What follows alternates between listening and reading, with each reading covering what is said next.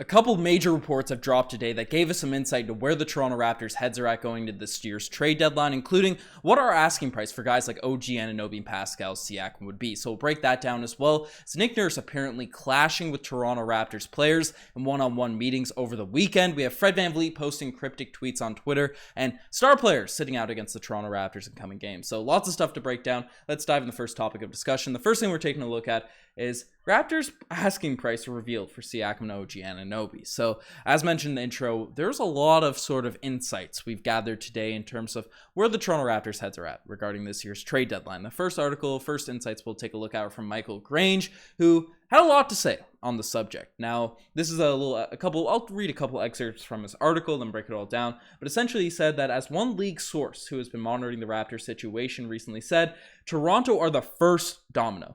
What they do will affect teams all across the league. Dallas, Phoenix, Los Angeles, Atlanta. Not that it's about the deals with any particular team, just that people are going to be waiting to see what the Raptors do before they make their moves. Toronto could set the market. So right now, league executives across the NBA have their eyes set on what the Toronto Raptors can do because we have a lot of assets on our roster, and whether we decide to buy, right, maybe sell some of our young guys and get guys to complement the Pascal Siakams of the world, the Fred VanVleets, who I know people are down on right now, but it has had a history of having an up and down seasons, up and down career. But we could go in the direction of trying to win now and get more players, or the more exciting direction of having a fire sale, which we've reported on a couple weeks ago. Teams are hoping, they're praying the Toronto Raptors tank because they want to get their hands on a couple of the assets that we have to give out. And as said in the title, Pascal, OG Anunoby are the two most coveted assets. And the asking price is Grange went on to discuss this. So I'll take another excerpt and in that direction, or maybe they'll go all in and consider trading Pascal Siakam and Anunoby for what they would likely be massive returns of picks and young talent. Quote, a S-load was the ballpark estimate provided by one league insider. So the Toronto Raptors, if they are willing to move Pascal Siakam and OG Anunoby, it's not going to be some minor deal. It's not going to be something where we say, okay, OG Anunoby, Josh Hart and maybe a lottery pick or something like that. No, we want a ton in return for these guys if we do end up moving them out, especially for a guy like Pascal Siakam, who's putting up MVP level numbers this season. So their asking price is quite high for the Raptors at this point, and they're not going to sell for anything less. If there's a teardown, they're not going to be doing even what James Harden. I guess they got a bunch of picks, but there wasn't a lot of young players going back to the Houston Rockets in a deal like that. If we're sending out one of these guys, two of these guys, the Raptors are looking to finesse and get some players back. So the article went on to say, there are all kinds of decisions that reverberate at every level of an organization. So that the Raptors could be the biggest domino to play at this trade deadline perfectly encapsulates the Raptors' odd predicament. On one hand, in Siakam, OG, Fred VanVleet, Gary Trent Jr., Precious Achiuwa, Toronto has several players in or approaching their prime on good contracts. They have a good reason to believe in the teams across the NBA would line up for their services. So, as Grange just put it, lots of teams would be interested in the guys the Raptors have. And, whether it's our top guys like OG Anunoby, Pascal Siakam have the most trade value right now.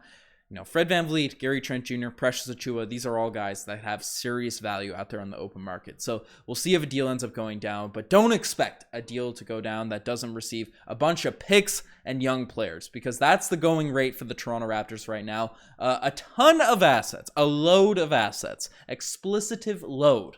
Right, that's what the Toronto Raptors want, and it'll be young players and picks. So that's according to Michael Grange. So we'll have more to say about the current Raptors sort of potential trade situation. But the next topic we're diving into is stars sitting versus the Toronto Raptors. So Josh Lundberg came out today, and a huge topic has been the Toronto Raptors homestand that's been coming up regarding the Toronto Raptors direction, because if we lose games in this homestand right now, there's not much hope for the rest of the season, because we've had a rough schedule so far this year, and this is where we sort of have another flat plane where we could get some wins. We could turn around the year, go on a little win streak, get back to the conversation, because all hope is not lost right now, right? We're only, 4 or 5 games back of the middle of the pack in the Eastern Conference, and a long season left to play. That is chaseable. That's something we could get back into the middle of. But if we lose in this homestand, it's going to look bad. And Lundberg came out and said that the Bucks in the game tonight are resting Drew Holiday and Joe Ingles on the second night of a back-to-back in Toronto. They'll also be without Chris Middleton and George Hill. Giannis will play. So Giannis will be down there, but a lot of other guys in the Milwaukee Bucks won't be. What has he been up to recently? Yeah, Giannis put up 55 last night. So, it won't be an easy games by any means, but we do have stars sitting against the Raptors in this game tonight, which makes it more likely to win, more likely to get the W. And if you're still holding on hope for the Toronto Raptors to win some games and you want to bet on the Raptors or even bet against the Toronto Raptors at this point, definitely check out CoolBet. The link to use their sportsbook is down below in the description. It's free to sign up. They're regulated in Ontario, all across Canada. And you can bet on every single Toronto Raptors game, NBA game, any sport that you're interested in. You can do it using the CoolBet app. And we asked CoolBet to see if we can get some potential odds on Gary Trent Jr. trade, Fred VanVleet, and even an over-under on Otto Porter Jr. So if you're interested in betting on those, sign up for CoolBet right now. Send a message to myself or Goody, and we'll add you to the CoolBetters Discord, get you some boosted odds on all the sportsbook and, sports out the podcast. So definitely check out CoolBet, and let me know if you guys think the Toronto Raptors are going to win the game tonight. But the next thing we're diving into in this video is Nick Nurse clashing with some Raptors players. Now, this was a very interesting story that came out more so from Josh Lewinberg. And Grange addressed it a little bit, but this article is this excerpt's taken from Josh Lewinberg. Oh, there's also the odds for the Toronto Raptors game against the Milwaukee Bucks there tonight. So you feel like the Raptors can beat a depleted Milwaukee Bucks team. Definitely check those out. But this is the excerpt from Josh Lewinberg saying, since Nurse's approach has been anything but subtle, his public post-game criticism of his team, calling out their effort as unacceptable, was pointed as he's been during his recent skit. I can't see this right now. I don't have my contacts in, but and maybe over the course of his 5-year tenure as coach. Over the weekend, Nick Nurse had individual meetings with many of his players and coaches, conversation that were described as intense and weren't universally well received. So that's a very interesting quote, especially that last sentence there from Josh Lewinberg, right? We've all seen it. We've been breaking down the quotes on pretty well every video. Nick Nurse has not been happy with the performance of his team. It seems like every second game, he's either calling out a player, he's calling out the team directly. He has just been blunt and not happy in any media availability he's had in recent weeks.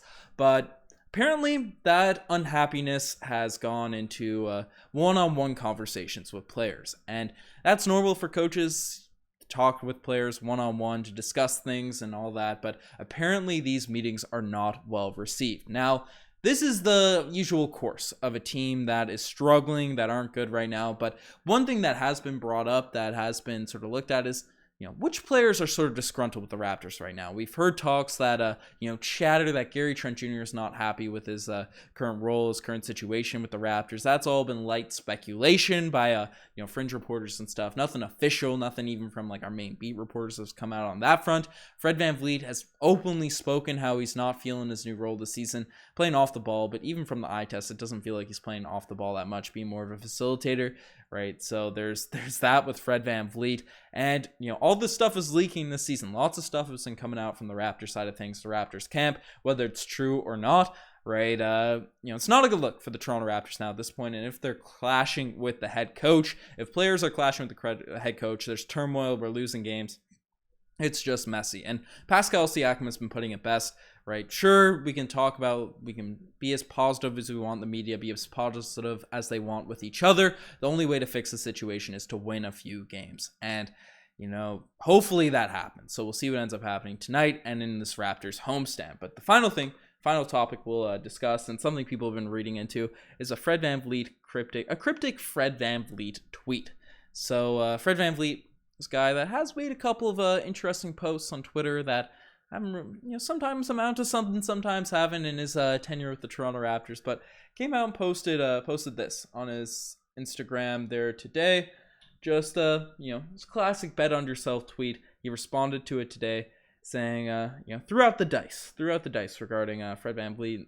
Obviously his brand is bet on yourself, throwing out the dice. People are wondering what that means. Fred VanVleet bet on himself this offseason, saying he didn't take up an extension which a lot of Raptors fans are kind of happy that he didn't, because he would have been paid probably around $30 million. Bet on himself this summer, and obviously doesn't seem like he's going to be making that much money in free agency this year, given his performance this season. But some people are saying maybe he's going to turn it up to get a bag. Maybe a deal is potentially going down, right? Who really knows? But I'm throwing it out to you guys to end off this podcast. What do you think this Fred VanVleet tweet means? Because it's coming at a weird time with all the news that we broke down in this video. But folks, you guys are the best for making this far. Subscribe to the channel if you haven't already. Definitely check out the Coolbet app using the link down in the description down below. But you guys are the best. I'm signing out. Cheers.